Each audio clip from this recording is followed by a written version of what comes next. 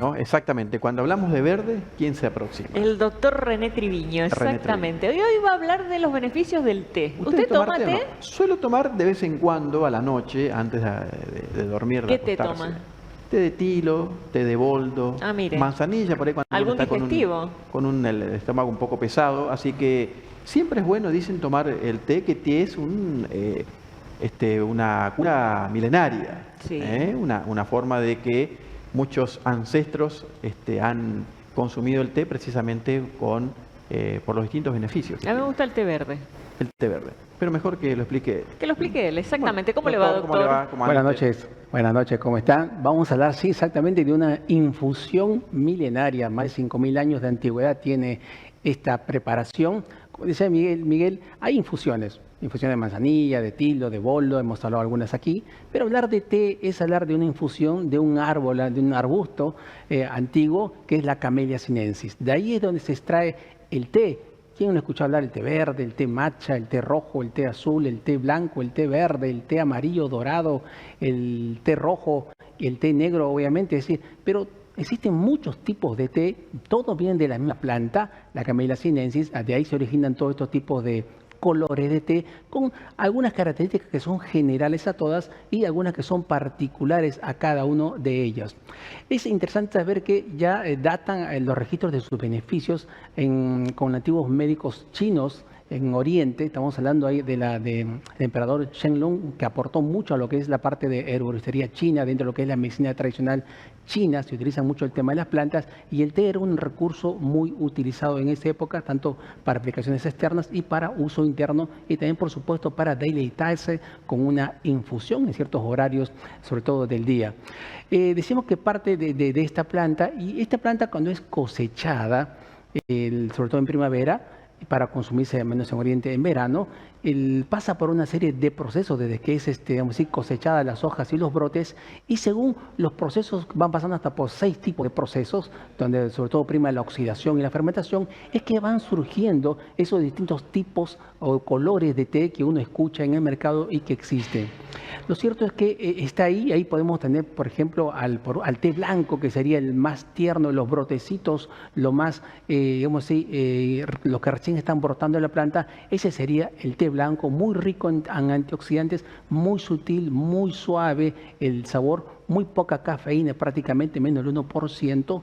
Y en el otro extremo encontramos al té negro, el que comúnmente tenemos en casa, o té marrón, también dicen algunos, donde aquí hay una gran oxidación, una gran maduración, hay muchos taninos, hay mucha cafeína, que en este caso se llama teína, a diferencia del blanco. Y entre esos dos extremos aparecen toda una serie de colores, entre lo que encontramos después del blanco, el amarillo o dorado, el verde, que es muy conocido en estos tiempos como un gran antioxidante, y ahí podremos acotar el té matcha, que es un té verde más concentrado aún, es decir, con más cantidad de antioxidantes. Luego ya vendría el té azul, también llamado Oolong, que significa dragón o dragón negro oscuro, un color verde, verde azulado. Y luego tenemos también el rojo, que es ya un té un poco más fermentado. Es decir, van pasando por una serie de procesos hasta que finalmente encontramos el té negro o té marrón para algunos también conocido. Pero acá le decimos té negro. En China le dicen té rojo al negro. Pero entonces, distintas variedades de colores, pero con principios en comunes. Y uno puede decir cuáles son los beneficios en común, porque después habría que desarrollar cada uno de ellos para conocerlo mejor y aplicarlos. Pero básicamente podemos decir que el té es una gran infusión antioxidante, prima en componentes antioxidantes, los flavonoides sobre todo, y también tiene teína, que es una cafeína, tiene vitaminas como A, B, C, tiene minerales como hierro, como calcio, magnesio, potasio, es decir, también no nutre. Pero el gran poder son el tema de los antioxidantes, y hemos comentado ya cuando hemos hablado de plantas medicinales, de que es importante incorporar todos los días recursos que están en las plantas, en este caso en las infusiones también, como el té, para proteger a las células del daño de los radicales libres, del daño de los conservantes, del daño de los preservantes, de la exposición ultravioleta, porque también el té nos protege a la piel. De ahí que también se utiliza el té para tratamientos faciales. A la mujer, por ejemplo, hay spas que utilizan el té, sobre todo el té verde y el matcha, y uno puede inclusive prepararse en la casa mascarillas o aplicarse en ciertas zonas del cuerpo que ameriten un tratamiento para para ayudar a la parte de la belleza y estética, pero también protege, por ejemplo, de los rayos ultravioletas. Es decir, que el efecto antioxidante actúa tanto por fuera como por dentro en todas las células del cuerpo, ayudando a la parte metabólica. Por ejemplo, se sabe que ayuda, por ejemplo, a la gente que tiene problemas de la llamada prediabetes o diabetes, porque ayuda a un mejor manejo de la glucosa,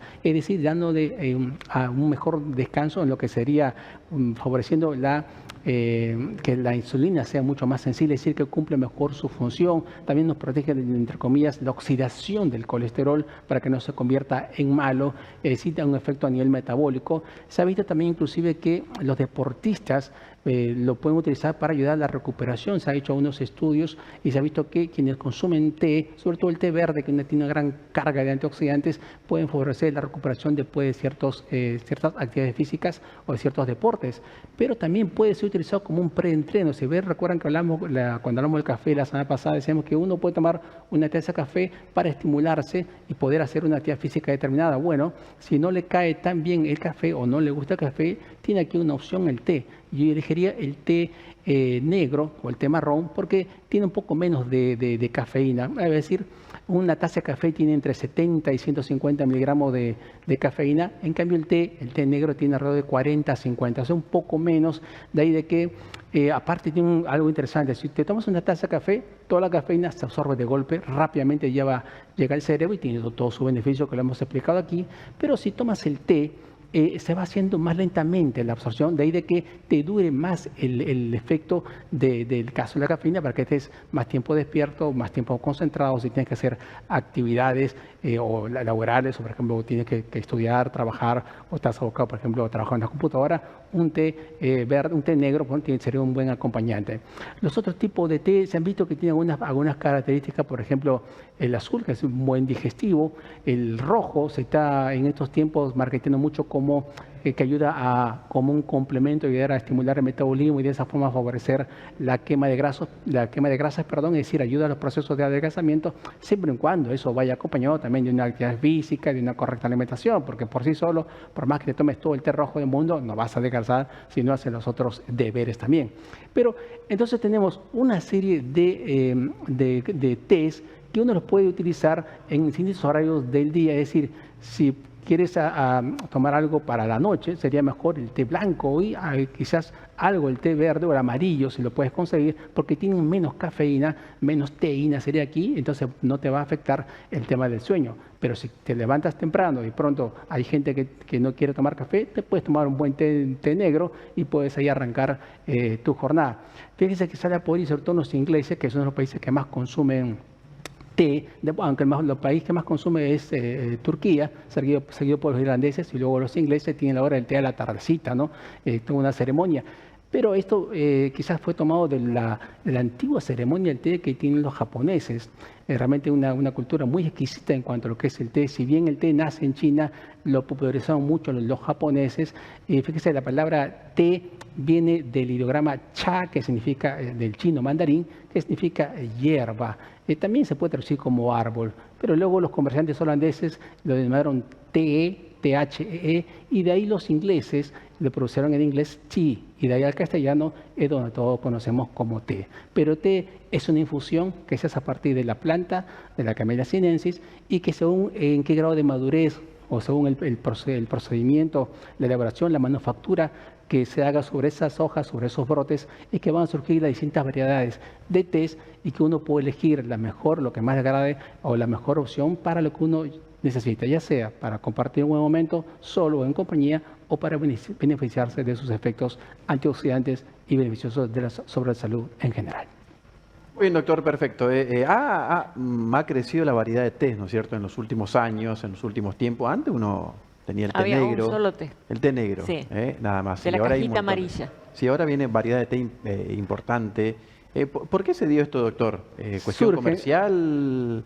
No, hay seis tradicionalmente, han existido 6. Lo que pasa es que, recuerden que estamos hablando de una infusión de que tiene 5.000 años de antigüedad. Sí, sí. Estaba el té negro, pero ya los antiguos orientales médicos chinos ya iban utilizando según el grado de, porque estas preparaciones eran artesanales, la oxidación, que se hace en horas. En un día se puede pasarse en distintos estadios, desde un brote que se recoge en forma artesanal hasta que te da el té negro. Sí. Y hay incluso con respecto al té amarillo, fórmulas que no se conoce muy bien cómo hacen para poder sacar el té amarillo, pero ya fueron experimentando en esa época y surgieron esos 6 básicos con algunas características particulares en cada uno de ellos, pero actualmente se sacaron hasta subespecies, se han descrito hasta 10.000 tipos de té y dicen, ¿por qué tanto? ¿En qué puede llegar a variar a un colorcito más, un poquito más de tanino? Lo cierto es que hay una oferta, sin duda, en cuanto a lo que es el marketing y el comercio, y lo divulgan. Hoy salta de moda el té rojo, después está de moda el blanco, después está de moda el verde, pero han existido esos 6 tradicionalmente, y de esos 6, el 75% del té a nivel mundial es negro, el 25%, el 20% es verde y el 5% es la otra variedad, como está el rojo, el azul, el amarillo. Poco uno podría ahí tener, pero estos últimos que representan un 5%, quizás en estos últimos tiempos son los que están mucho más marketeados, se puede decir. Exactamente. Doctor, muchas gracias. Nos vemos gracias. el jueves. El día jueves con otro tema de salud. Exactamente, gracias.